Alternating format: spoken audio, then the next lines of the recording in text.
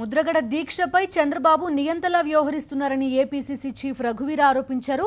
దేశ సరిహద్దుల్లో కూడా లేనంతగా కిర్లంపూడిలో నిషేధాజ్ఞలు విధించడంపై రఘువీర ఆగ్రహం వ్యక్తం చేశారు.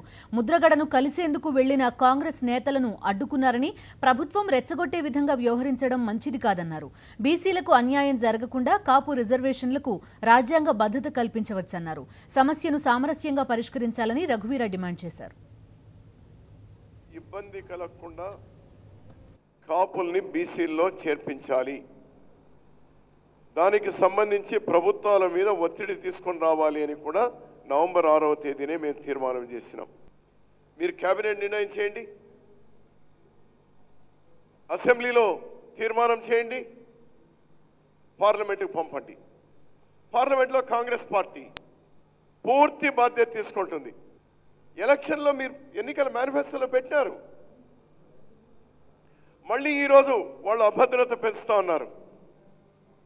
బీసీలకు అన్యాయం జరగదు, జరగనివ్వం. మేము కూడా 50% మించి కాపులకు రిజర్వేషన్ ఇస్తున్నప్పుడు బీసీలకు అన్యాయం జరగదు.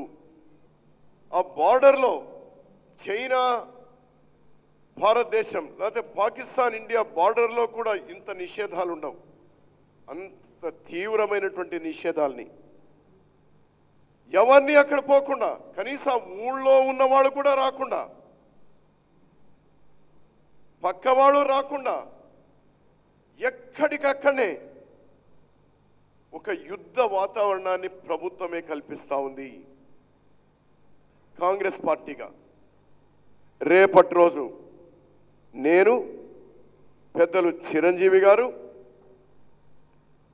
రామచంద్రయ్య గారు, పళ్ళం రాజు గారు, వట్టి వసంత్ కుమార్ గారు, మిగిలిన సీనియర్ లీడర్లందరం కూడా రేపటి రోజు